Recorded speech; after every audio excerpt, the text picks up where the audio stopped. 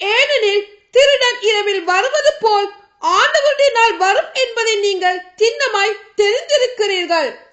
எங்கும் அமைதி, ஆபத்தில்லை என்று மக்கள் கூறிக்கொண்டிருக்கும் பொழுது கருவுற்றிருப்போர் வேதனை வருவது போல திடீரென அவர்களுக்கு அழிவு வரும். யாரும் தப்பித்துக் கொள்ள இயலாது. ஆனால் அன்பர்களே, நீங்கள் இதில் நடப்பவர்கள் அல்ல. ஆகவே அந்த நாள் திருடனை போல் உங்களுக்கு வராது. நீங்கள் எல்லாரும் ஒளியை சார்ந்தவர்கள், பகலில் நடப்பவர்கள். நாம் இரவையோ இருளையோ சார்ந்தவர் அல்ல. ஆகவே மற்றவர்களைப் போல் நாமும் உறங்கலாகாது, விழிப்போடும் அறிவு தெளிவோடும் இருப்போம். உறங்குபவர் இரவில் தான் உறங்குவார். குடிவெறியர் இரவில் தான் குடிபோதையில் இருப்பார். ஆனால் பகலை சார்ந்த நாம் அறிவு தெளிவோடு இருப்போம். நம்பிக்கையையும் அன்பையும் மார்பு கவசமாகவும் மீட்பு பெறுவோம் என்னும் எதிர்நோக்கை தலை சீராகவும் அணிந்து கொள்வோம். ஏனெனில் கடவுள் நம்மை தம் சினத்துக்கு ஆளாவதற்கு அல்ல, நம் ஆண்டவர் இயேசு கிறிஸ்து வழியாக மீட்பு அடையவே ஏற்படுத்தியுள்ளார். நாம் இருந்தாலும் இறந்தாலும் அவரோடு இணைந்து வாழும் வண்ணம் அவர் நம் பொருட்டு இறந்தார். ஆகவே நீங்கள் இப்பொழுது செய்து வருவது போல ஒருவருக்கொருவர் ஊக்கமூட்டுங்கள், ஒருவரை ஒருவர் வளர்ச்சி அடைய செய்யுங்கள். பொது அறிவுரைகள்.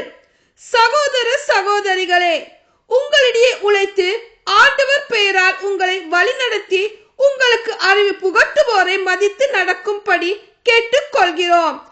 அவர்கள் பணியின் பொருட்டு அவர்களை உயர்வாகவும் அன்புடனும் கருதுங்கள். உங்களிடையே அமைதி நிலவட்டும். அன்பர்களே, நாங்கள் உங்களுக்கு தரும் அறிவுரை இதுவே. சோம்பேறிகளுக்கு அறிவு புகட்டுங்கள், மனத்தளர்ச்சியுற்றவர்களுக்கு ஊக்கமூட்டுங்கள், வலுவற்றோருக்கு உதவுங்கள், எல்லோரோடும் பொறுமையாய் இருங்கள்.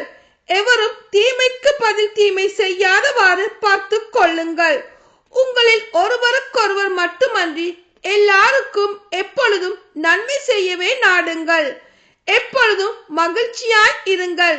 இடைவிடாது இறைவனிடம் வேண்டுங்கள். எல்லா சூழ்நிலையிலும் நன்றி கூறுங்கள்.